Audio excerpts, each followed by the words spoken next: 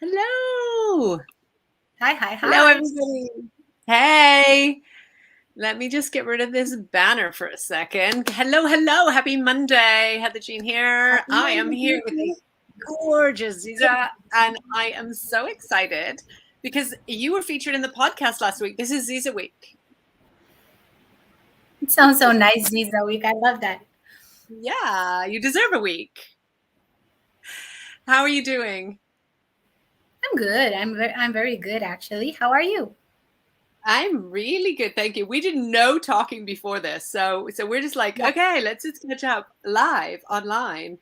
So that's exciting. So if you are joining us, and I know it's really early in the morning or middle of the night for a lot of people in this community, but if you're watching replay, just jump in and say hi.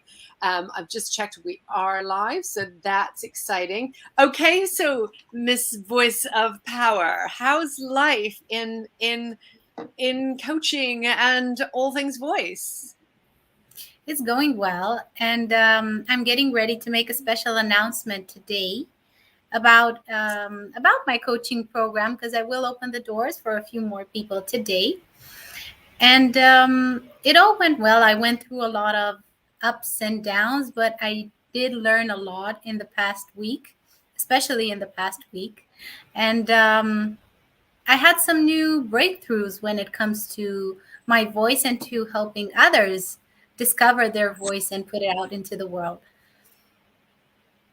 How exciting. So do you want to share any of that with us or not? You're not ready yet. Oh, absolutely. Yes. Which part do you want me to share first? Okay, so let's start. Let's do a little build up here. Let's start with the lessons that you've learned and especially in the last week. I'm very intrigued by that. I love when people say, I've learned lots, but the fact that you like it's all quite recent. What's going on in the last week that made you start to learn whatever the lessons are? I had my free masterclass last week where I helped people to develop confidence on camera, genuine confidence. So I talked about getting rid of those templates and cookie cutter approaches, and it's not going to help you to use, I don't know, filters or makeup to feel better on camera. It has to come from the inside. And it usually comes when you feel good with yourself and when you focus on giving value to your audience instead of focusing on how you look on camera and instead of worrying about being judged, because that perfect video is never going to happen. There's no such thing as perfect. So if you keep waiting for that perfect moment, you will just stay in the dark. You won't be able to stand out and show up for your business. And one big lesson that I've learned, I had a lot of problems during that masterclass, all sorts of interruptions and glitches and technical issues. But I eventually put into action something that I always tell people that I work with. The best way to get rid of a problem is to showcase it. Just make a joke and don't try to hide it because people will see that you feel uncomfortable, that you're having a problem. So instead of running away from it and trying to hide it and look ridiculous, you can just say, hold on a second, I have this little glitch over here. Well, you know how life is when Wi Fi goes down, when things start to interrupt, you can make a little joke and move forward. And people won't get upset about that, especially Yeah. if you're willing to help them and to give a lot of value to them. They know it can happen because it has happened to them as well. Yeah, and I think that there's actually quite a lot of evidence that when we are too perfect and too flawless, then it people don't form that same connection to us. And obviously, if we're communicating and we're being on camera, then we want to be connecting with people, right? So when I started teaching training courses and presentation skills a really long time ago, and it was back when we used to watch. Oh, my dog's joining us. See, not even perfect, not even close. Hi, hi, Um, welcome. yeah, and yeah, and my son just went out. I guess that's what's happening because he's like, hey, wait, you didn't take me. So yeah, so there was we used to rely on the news a lot more. We didn't have the internet and stuff, and people used to hold cards, right? Like the news anchors used to hold cards, And then they got teleprompter technology, and people stopped holding cards. And what they found out was, if you're holding cards and you're checking your notes, and you're like, you're not perfect, you don't know this as a script, I mean, it's the news, for heaven's sake, you shouldn't know it as a script, then people believed you more. And I think it's all this craziness of, technology and working at home and all those things that make us human. And if we try and hide it, then it just makes us less accessible. So I love that happened for you. Yes, absolutely. And I've learned that it's okay to be vulnerable, and it's actually helpful because not only people will relate to your story because they probably went through something similar as well, you will also empower them to tell their story. They will probably think, oh wow, if she managed to move forward and she had all of these problems, it means that I can do the same. And I'm able to do that. I think that's such a key message, and I think it's kind of, the perfect timing that things happened for you while you were trying to connect with people. Yes. Okay, Yes. so I think that makes people want to be part of your masterclass too, right? Yes, it was actually part of the concept. I told them how it would be, and they also discovered when I got started, I showed up without any makeup on, without any filter, without anything, and I told them it's part of the concept. If I can show up and talk to you for an hour and a half without any makeup on, without something to fix my appearance, and you can pay attention to me, and to the value that I provide, it means that you can do the same and your future clients will do the same because nobody cares about the way you look. They care about what you can do for them, how you can help them, how you can help them fix their problems because you don't make a living out of the way you look. So we worry too much about the way we look on camera. Yeah, way too much. Way too much. And even the people whose job it is to be on camera, let's say models, they don't Yeah. look like that without the lighting and the makeup. So we kind of, and also the Photoshop. I mean, so we're kind of aware of that as a principle, but you demonstrating that is just so beautiful. Yes, So what I else thought have it you was a learned? good idea to give an example and to show people how we can put these things into action. I mean, I would have been a hypocrite to show up with makeup and all sorts of lighting tricks and tell people I'm going to show you how to be confident on camera and how to be yourself. Yeah, absolutely. Absolutely. And I think, having said that, I think it's really fun that we're talking about like showing up with no makeup, because this month in the confidencethroughcabaret.com, we've been playing with workshops around makeup. And I love that we're having this conversation because you don't need to show up with makeup. I mean, geez, I've shown up so many times with, I can't even see the screen. I've got my glasses on, I've got no makeup. It's not a necessity for me, but it's really quite fun that we're having this conversation, because what I've learned is that you can play with this stuff, right? You can play with things that you aren't so comfortable with, whether that's being on camera, or for some people, it's even just wearing makeup, right? And so Ryan Francis and I just filmed a 2.5 hour, like full stage makeup tutorial last few days ago, actually, which was so much fun. And I also filmed one with the award-winning makeup artist Martha Mock a couple of weeks ago. And then I just kind of did one, because I'm not a makeup artist. I just kind of did one with like, here's some basics if you want to be able to wear makeup. Because and the reason that I filmed that one, not being a makeup artist or anything, isn't because I feel like you have to wear makeup. It's because I think there's a lot of barriers to things, whether that's going live on camera, or whether that's, I want to be able to wear makeup, or I want to be able to wear or do or be any way we want to be. Then call it out, try it, play with it, and see what happens. Yeah, absolutely. I also mentioned that it's okay to wear makeup or to use filters. The reason why you're doing it is what makes the difference. And whenever you want to use a filter, for example, ask yourself, could I do this without the filter? If you could, well, that's great. You're just using it maybe for fun, maybe to add a bit of color to your image because maybe your lighting's not so great, or maybe you like the way you look with a certain lipstick. But if you're doing it because you're just so scared to show up as your true self, you need to work on your mindset a little bit more. Yes. Yes, I love that. I absolutely love that. And that value of play and creating something, it can come from anywhere. It can come from doing a live and doing wacky stuff. I mean, geez, Ryan Francis and I, when we started Confidence Secret, we made gingerbread houses online because people said, hey, we always wanted to do that for Christmas. So we did live streaming of making gingerbread house, which was ridiculous. That's wonderful.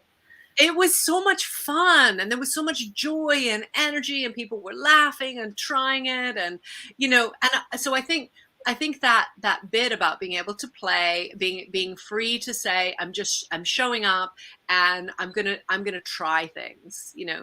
I tried some of the, I mean, like full on drag makeup on Friday. It was just so much fun, and I was putting eyeshadow here, and I was like, oh, that's not the rule, right? These rules that we made, right? You can't put purple on your cheeks. That's eyeshadow, and so, and unless it's something that's like not meant for your eyes, and it's going to cause a reaction, then why not? Like, where are these rules coming from?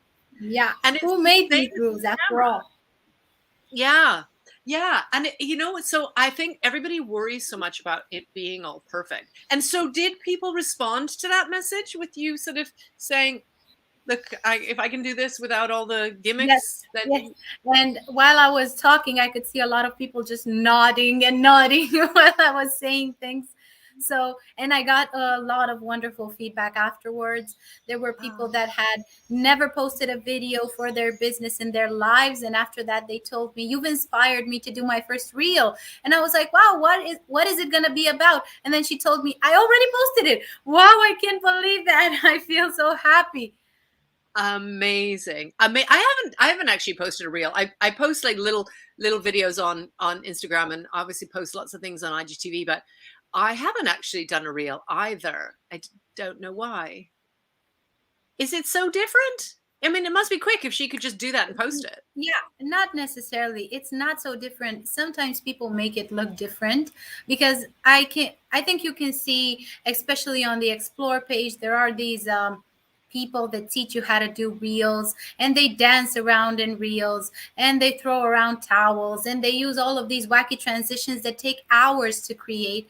And you may ask yourself, why would I want to do that for my business? Is my business related to dancing or to throwing towels around? Why do I need to waste so much time with these wacky transitions when I could really work on what I do in my business? You don't have to waste so much time with that because it might increase the views on that reel, but it's not going to guarantee you clients for your business, for example. So I think it's best just to focus on creating something that's targeted towards your ideal audience, and you can do whatever you want in your reels. The idea is just to make it short because they are shorter in format, but you can do whatever you want. You don't have to do just like everybody else does those reels to dance around and change the outfits. That takes a lot of time. Who has time to do that? Yeah. Yeah. And that's when people start to get really put off about, like, I don't know how to do that. And that seems like a lot. I don't have the time. And all of those kind of things are reasons, I'd say. They're not real reasons, but if you really wanted to do it, you wouldn't procrastinate. There's like oh, I can't do that. That's too much technology. It's way too much technology for me. Yeah, I could it is. do it, but it's way too much for me. I kind of don't want to. That's kind of why I'm not a fan of TikTok as well, because I think it all got so clever so fast, and I was like, okay, the rest of us Yeah, can't I play don't this have a game. TikTok account. It's just too much social media for my own tastes. You cannot handle so many accounts at the same time. So I'm And interested. Do you think? Oh yeah, go. I think everyone should stick with whatever feels aligned to them. If you don't feel like doing reels, don't do them. If you don't feel like doing a live right now, don't do it. It should be something that really feels easy to you and comfortable, because you don't have to waste a lot of time with those things. It's not a general rule of thumb that you will get 5,000 clients if you post 5,000 reels. That is not the truth. You will get a lot of followers and then crickets. So don't worry about it so much. Yeah, and I think a lot of times we're so, into the idea of number of followers because it looks good, it feels good, whatever the thing is, but they're not, if they're not your people, then you're not reaching them for any really meaningful connection. And So, it's just I'd rather have, vanity metrics. Yes. yeah, I'd rather have 100 people, which if you put them all in a room is huge, that really connect and resonate and are and really want to talk about those things. It's easy to get lost into this pressure that social media puts on us, with everyone bragging around, I got the 10,000 followers in 1 month, 2,000, 50,000. But in the end, do these numbers count, and why do you focus so much on these numbers? Because a lot of our actions on social media are driven by our ego, and it's not such a good idea, because the ego is what's going to cause self-doubt and fear to show up on camera, and the ego is what's going to cause focusing on vanity metrics as well. And it's not going to be Yeah. very productive. Maybe if you have a business online, you'll say, well, it's not working, I'm not getting any clients, I might as well give up, because you're focusing on the wrong thing. Yeah, and if you focused on just the one person and made a difference to them, that's so meaningful, rather than Yeah. having 10 people or more that sign up to your program and don't do it or don't complete it. Yeah, that's more money for you, but is that what you got into it for in the first place? Exactly. Yeah. You always need to remember why you're doing it, and why do you want to help people, or do you really want to help people, or you're just chasing that get rich quick scheme. It's really important the reason why we're doing things. Yeah, it really is. And I think, okay, and there's so much talk if you're in those kind of groups. And a lot of people in Confidence or Cabaret are not in their own business, or trying, or aspiring to have their own business. They're looking to uplift their confidence in different ways. And so it's not really about going live to, grow followers, to, build a business. It's really just about having that capability of that I could do that I could share my story, that I could go on a podcast, which is why I always say to people, like, if you want to go live, let's just jump in and have a conversation. Cause I can have a conversation with, pretty much anybody. I'm quite happy because that's what I did in my corporate job. Do you know what I mean? So it's not like we're going to run a lot of people have gone live and then gone, I thought we were going to run out of conversation, but that was an hour and it went so fast. Yeah, you don't have to feel like you have to know what you're going to say or what's going to happen. But I think the idea in terms of confidence of being able to show up is a really wonderful thing. Yeah. So do Actually, you, confidence on camera and confidence to promote, let's say, your business or your activity comes from being confident with yourself.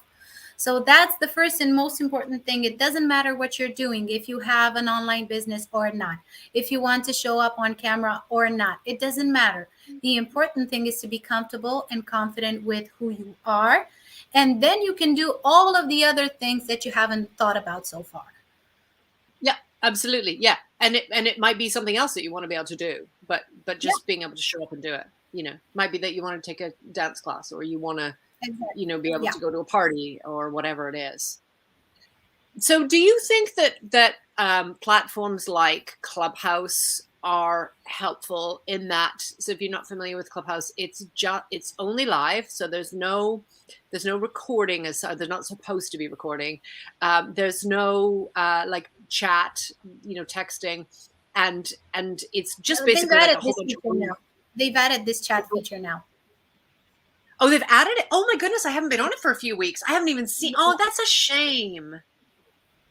Oh, I think that's a shame. Yeah, I'm really disappointed to hear that. I knew that they were planning to add it, but what I loved about it was that you talked or you listened. That's kind of the only, and it was live or you weren't there.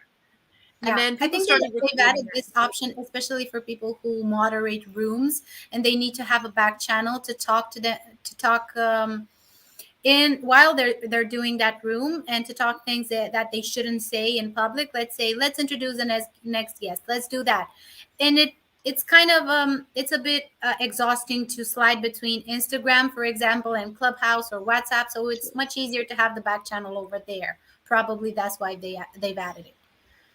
True, but I would have loved to have seen them add that for the moderators to just have a private chat Yeah, rather yeah, yeah, than, because I hosted so many rooms. I used to be in there, several times a week, and I always liked the really small, intimate rooms of like 15 or less.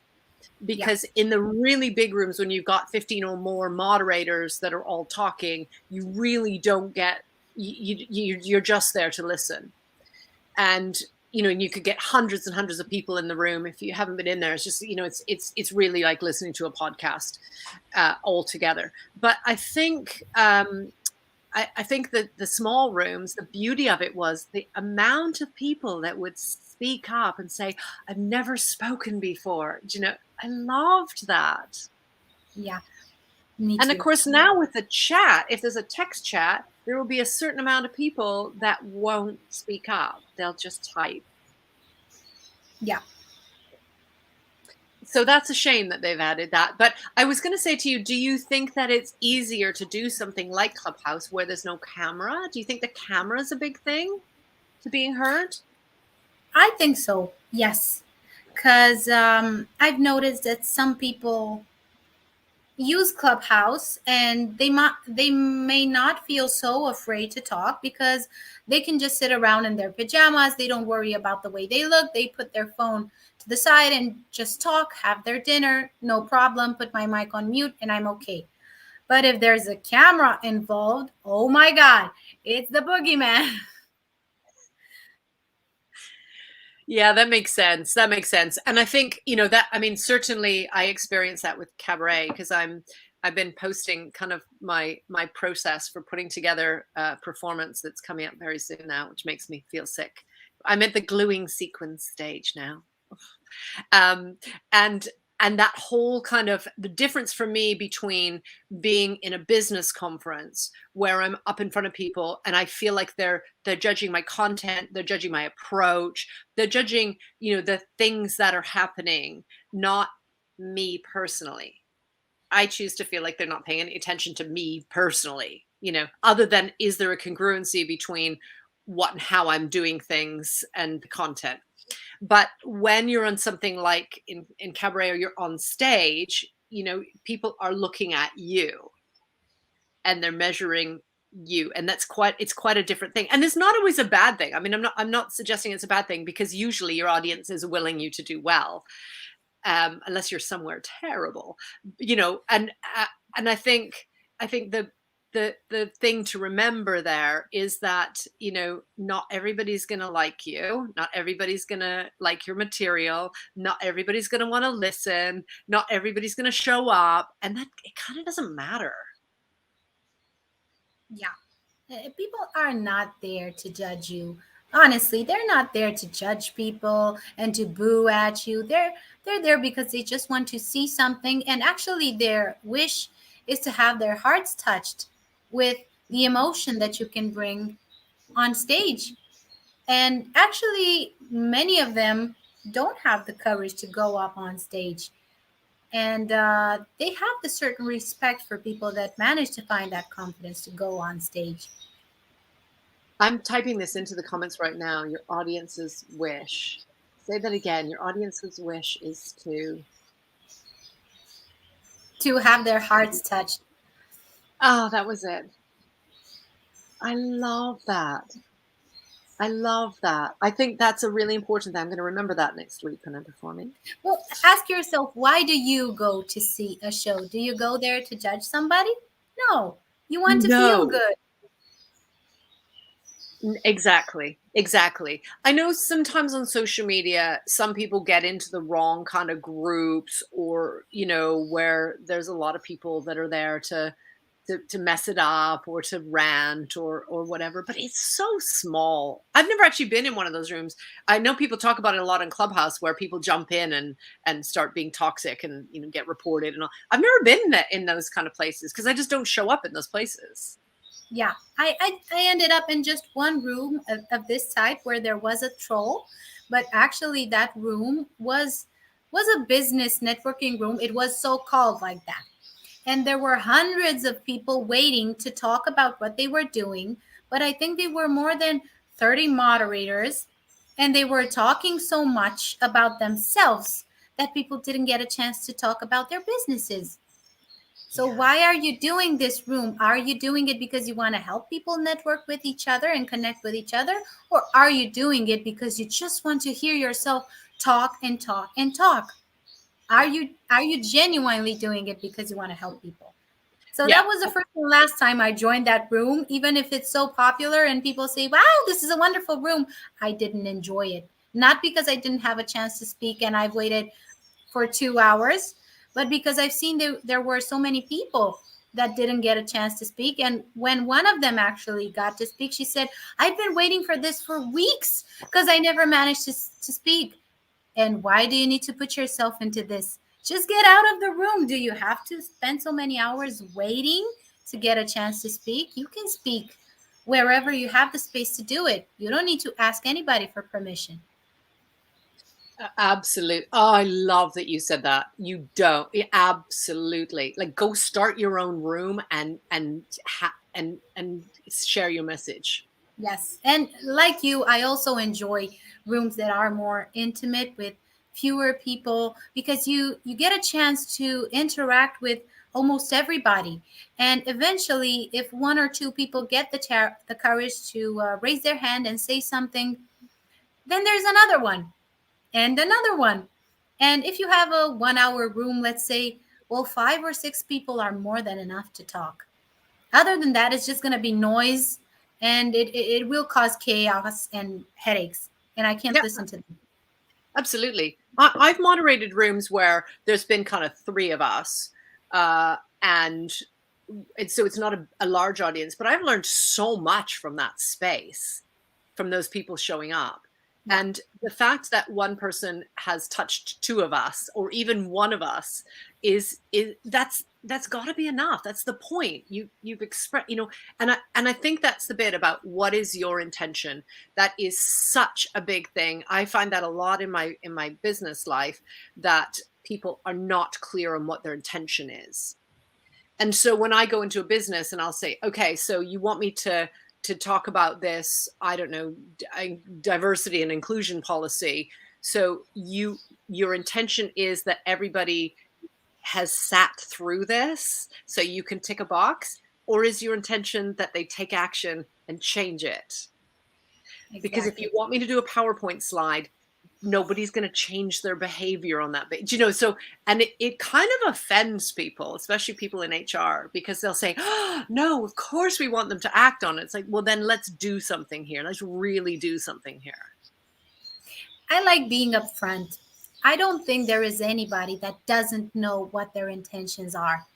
They're just hiding something because they won't admit that they're doing it to feed their ego or to brag with something or just to tick something on that list of activities. And rather than admitting and saying, I'm just doing this for people to see me, they may say, oh, I'm not so sure.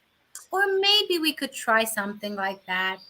People know what their intentions are, but they're afraid to admit them if they don't sound good to the outer world, let's say. I fully agree with you. This is why I love chatting with you, because it just makes so much sense when I talk to you. So tell us about your special announcement. I'm going to be announcing it today on my Instagram account. I will be opening up the doors for enrollment for my one-on-one program, and I only have 3 spots available for now because there's a lot of hard work to do, and I like to put all of my focus and all of my energy to those people that I work with. So that's why I don't take up many people to work with at a time.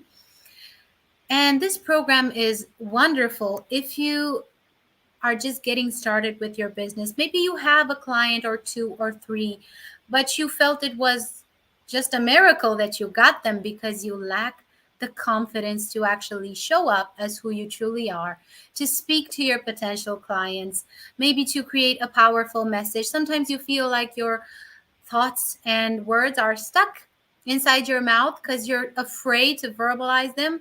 This program is wonderful for you. This happens very often with introvert business owners. They may hide behind a logo, behind some nice pictures. They never show up as who they are, and they feel that they have so much value to offer and so many things to say and share, but they're afraid to do it. So this program is wonderful if you're in this place, because it will increase your confidence when speaking.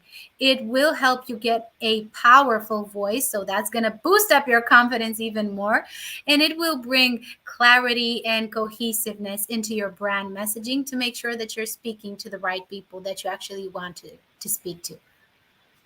Beautiful. I love that you have this program. Where can people get hold of it? Or you? Where can people find you? They can reach out to me on Instagram. It's _voice of power. On Facebook, I'm Ziza Nature without an E. These are the two easiest ways to find me. And also on Clubhouse, Ziza.nature. But if you just DM me on Instagram or on Facebook, I will answer to you pretty fast. Yes, you will. Okay, I'm going to add this. Make sure. Oh, hold on. Let me just fix it. I mean, you're in the community, so people can find you. Is Yeah, absolutely. that right? Yep. Yes. I love how you say your name and then you say without an E. That makes me happy. Yeah, I think it's like a little wordplay, let's say, because it's nature without an E. And actually, in my country, in Romanian, Natur means natural. So I think I made a little game over there. Yeah, and I mean, this is a great example what you're talking about knowing your intention, right? Your intention is for people to be able to understand, right? Yeah, So you say it in a way that makes it understandable. yeah. Instead of spelling it and thinking, oh, how can I make this one understand? And is my accent okay? No, no, it's nature without an E. It's much easier like that.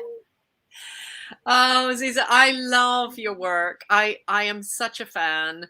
I think it's funny because we met and then we found out that we knew people in common, and then we've met again, and it's just kind of comes like this. And I just think that you have such a beautiful message and such a great energy for people to be able to connect with.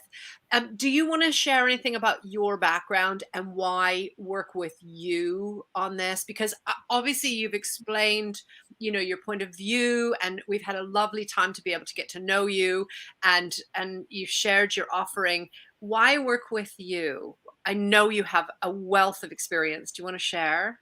Yes, absolutely. Well, my background started as a musician. That's one of the main things that I do. I've been on stage for more than 20 years. I am also a writer, and I'm also a public speaker. I got some awards in public speaking as well. I have a degree in theater and performance, one in communication and social sciences, one master's degree in media, public communication, and performance, and I'm on the verge of getting my third bachelor's degree in music and vocal coaching. That's the reason. And I actually have a vast professional background as well. I've worked as a performer, radio host, journalist, trainer, mentor, also music composer. So this complex background is what has allowed me to create this program. That's why I put everything together, because it took me a lot of years and many teachers and a lot of time to master all of these things.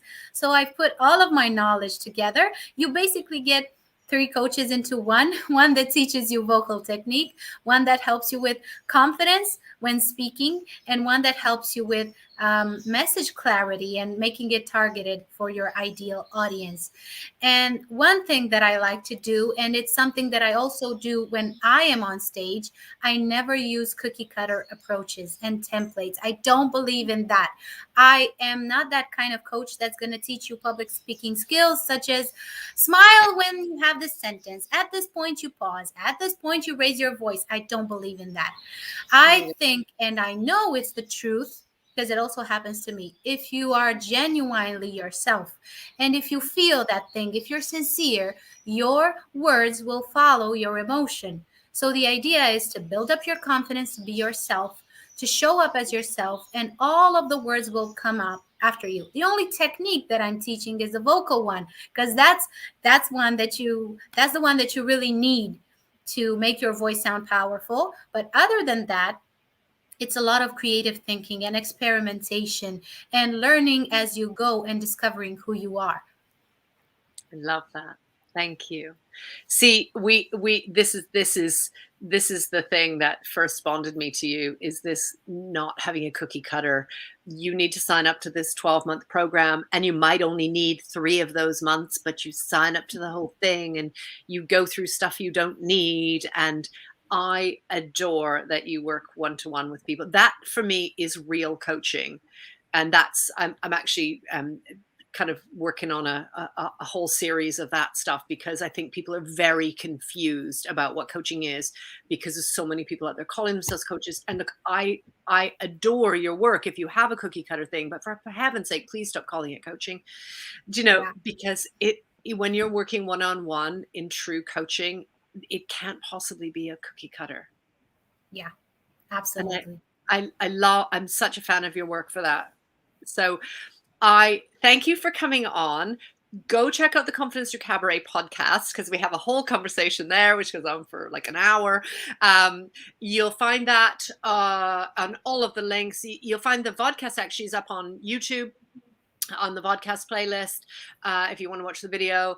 And the podcast is anywhere you get your podcast, is Confidence Through Cabaret, and then you'll be able to search it. All the links are in last week's social media anyway, because we had Ziza week for the whole week from Tuesday to Monday. So I feel like all I'm doing is promoting you and putting up all your thumbnails. It's fabulous. So it's been such a pleasure to talk with you today, and to have an update on like what's going on, and to hear about your special announcement and your program opening. And I'm just so in awe of what you're doing. Thank you. Thank you so much, Heather. It's always a joy to talk to you and discuss these things that we think alike, and that's why we always enjoy talking to each other. And I hope that people that listen to this talk will resonate with it. And feel free to send us a message and tell us how did you feel after listening to our talk. Absolutely. Yes, definitely. Get in touch with Ziza if you want to get involved in the one-to-one program, or find out more about it. You know, like it's free to find out, right? Exactly. Just reach out to me and we can talk about it. I can tell you if it's a good fit for you right now. Don't feel afraid to reach out. Ask questions, because questions will take you far. Absolutely. Thank you so much, Ziza. Thank you. It's made my Monday. It's just, we're halfway through Monday in the UK, and it's so uplifting to talk to you. Thank you so much, Heather, for a wonderful start of the week. Yay. So I'm going to sign off now, and just reminding you, and I really, I say this every time, but I genuinely mean this. It is your body. You get to decide. You do not need permission. It is your world. You get to create. You get to share your message. You get to be how and what you want to be. And it is your stage. Get out there, share your message, raise your voice, make some noise, own space, take up space. Thank you for joining us. Thank you, Heather.